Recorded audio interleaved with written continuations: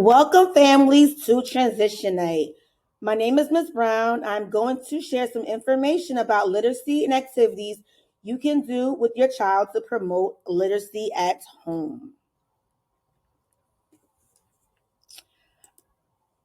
I want you to think, as a parent, how can you encourage your child to draw and write? This book is called The Very Hungry Caterpillar. This is a book that your child is very familiar with. They see this book in the classroom, it is read to them, and it's always available to them. This book encourages writing, drawing, letters galore, uppercase, lowercase.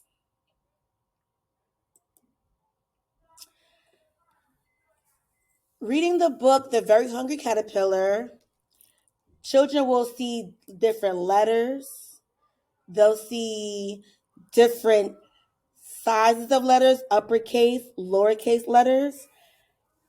Reading this book to your child will encourage the children to draw, write about the story when they're finished. You can encourage your children to write their names without using a visual, or also the names of the insects that are in the book. So furthermore, you can also have children work with Play-Doh and clay to help build their fine motor skills, get those fingers moving. They can make the different insects in the book.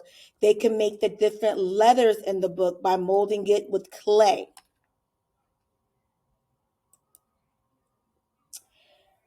The Very Hungry Caterpillar has a whole bunch of letters. After reading and during reading, you can point out uppercase and lowercase letters. You can help your child find the differences between the letters. For example, uppercase H has three straight lines. It has two big lines, one small line going across. The lowercase h has one line and a curved line, one straight line and a curved line. You can point out the letters have they're different sizes as an uppercase and lowercase. They have different lines in them as zigzag. They have straight lines. They have curved lines. Point out all these different factors in the letters. Also, emphasize letter sounds. Say the letter and the sound. Have your child say the letter, repeat the sound. Your turn, my turn.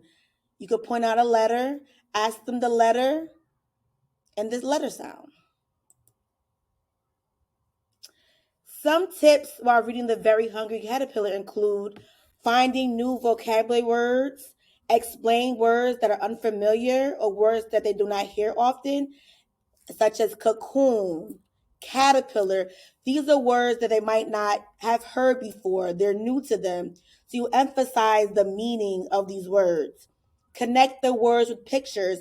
Point to the word and the picture together so they can see that this picture means this word and this word means this picture. They will correlate the two. Explain how we write and we read. We start from the left side and we go across to the right side. Explain the book, the front cover of the book, the back cover of the book. What's on the front cover? We have the author, we have an illustrator. What does the author do? What does the illustrator do? The author is the person that writes the words, and the illustrator is the person that draws the pictures or paint the pictures. Point out the importance of the book and the parts of the book. And always use repetition, especially when using new vocabulary words. Use the words often. If you use them while you're reading the book, you might point it out somewhere else. Oh, look, a caterpillar. Oh, look, it turned into a butterfly. Look, an egg. Emphasize these words. Words, words, and more words. The importance of words. We see words everywhere. Everywhere. Point out familiar words. Identify common words that occur in everyday life. Clap to words that are familiar. Listening skills. For example, butterfly. Use simple words from stories to create word walls or post words around the house. In school, we have a word wall.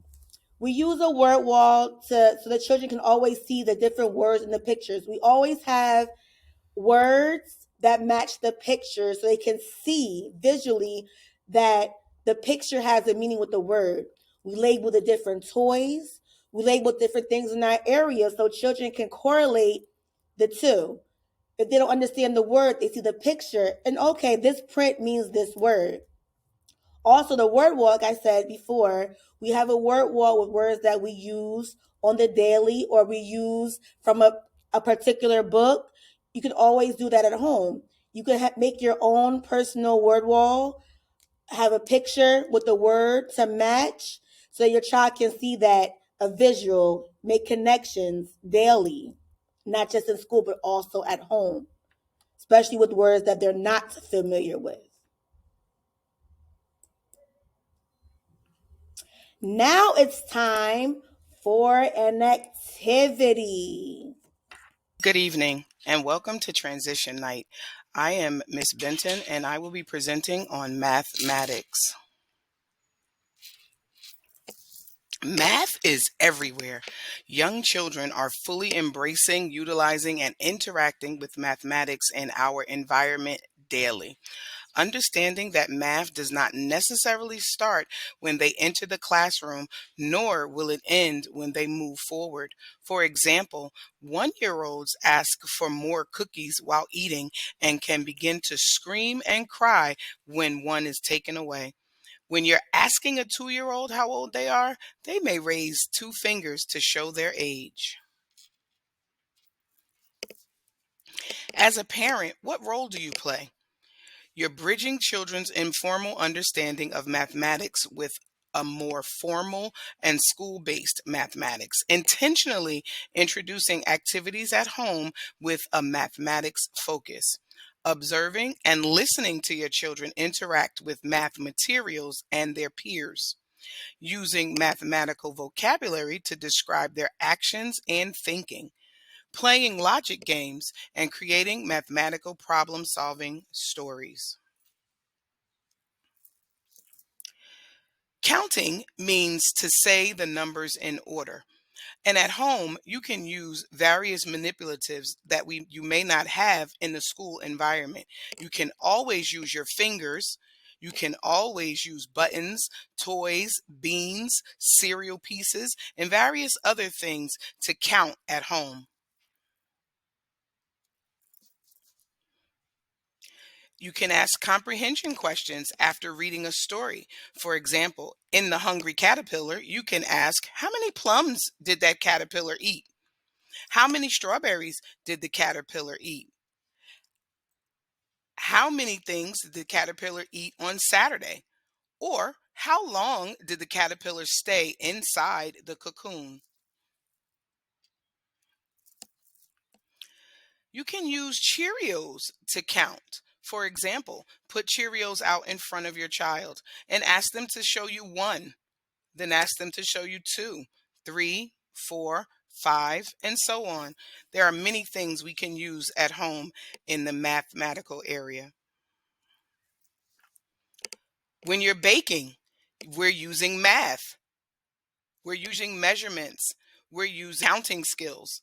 We need to know how much of what we're putting in the ingredients. You can even use the materials that you're baking with.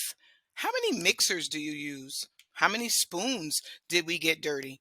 How many bowls did we use to mix our ingredients? Even how many cupcakes are in a cupcake pan? Here are some instructions on how to make vanilla cupcakes. As you read through, you'll see that there are various different mathematical features. Taking 3 to 4 minutes to mix something, baking the cupcakes between 15 and 18 minutes, having the oven on 350. These are all mathematical terms. And in the end, you'll get delicious cupcakes. All right, it's activity time. Hi, my name is Miss Walker, and I'm going to talk to you about the science of the very hungry caterpillar. There are some great ways to connect the very hungry caterpillar to some fun activities at home. Now, I know you're probably thinking, how can I make connections to science at home? I don't have science materials. Well, let's talk about what is science. Now, let's keep in mind that science falls into three categories. There's physical. What is this object made of? What size is it? What color is it? How much does it weigh? Then there's life science. Is this a living thing? There's plants, there's insects, and there's animals that can be talked about. And lastly, there's earth and the environment. What do you notice about the area we live in? You can talk about the sky, the ground, there's weather discussion. There's lots of different scientific activities and experiments that you can do at home that fall within all three of these categories. For example, cooking falls into the physical aspect of science.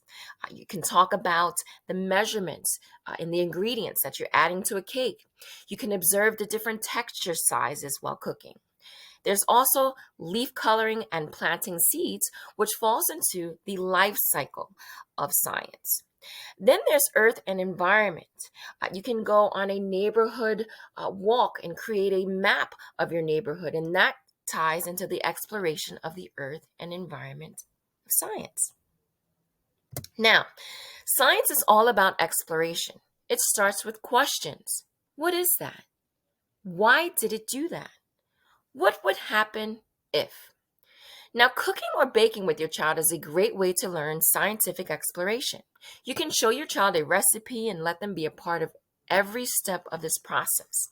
You can be sure to ask open-ended questions, which encourages language and conversations. You can ask questions like, what if I add more salt? Or why do we have to bake it? Take the time to answer those kinds of questions. And even if you're unsure of the answers to some of the questions that your child may have, look them up together. You can also give your child a notebook where they can draw and write about their experiences or talk about the different or their favorite part of the cooking process. Be sure to acknowledge your child's inquiries and curiosities. There's also humans and animals too. You can have your child look at pictures of family members, explore their features. You can help them point out different similarities and differences that they see in their different family members' features, and have them draw pictures of it. Encourage them to write, help them label these pictures. Genes are a great way to create and explore these different similarities and features for your child. It helps your child understand that they inherited their genes. They inherited their height, their smile, their color, or any other trait from older generations. A scavenger hunt is an awesome outdoor activity. It can take place right in your front yard. There's printable worksheets that you can use for scavenger hunts. You can have your child draw or label the items that they find. You can also have them check off any other items that they find on their list. This is an awesome outside interactive activity to do with them as well.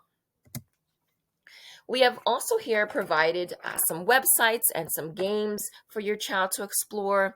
We have the National Geographic for Kids, which has some awesome literature and some games for your child. We have Wildcrafts that has some awesome educational interactive games on their websites. There's animated videos that talks about the life cycle of a butterfly from Curious George and the Cat in the Hat. There's also something called Virtual Butterfly Garden. This game and website actually encourages your child's creativity, and it allows your child to create and design their own habitat. There's also something called Butterfly Matching. That's an awesome website as well. This involves sorting and classifying different butterfly parts. These are awesome games that can be accessed through your child's laptop or tablet or even at any handheld device. Now, there's lots of family fun that you can enjoy over the summer that involves science. Think of it as a free science adventure. and they're all local. For example, we have the Trailside Nature and Science Center, which is located in Mountainside. We have the Bronx Zoo, which is free on Wednesdays, which is located in New York. We have the Reeves Reed Arboretum, which is located in Summit. And there's also the American Museum of Natural History, which the entry is a pay as you wish entry, which means you can, if you have 50 cents, you can donate 50 cents. If you have $1, you can donate $50. And that is also located in New York. Please take advantage of these interactive educational experiences that you can have and enjoy with your family. Now, it is time for our activity. So let's go on ahead and play some games.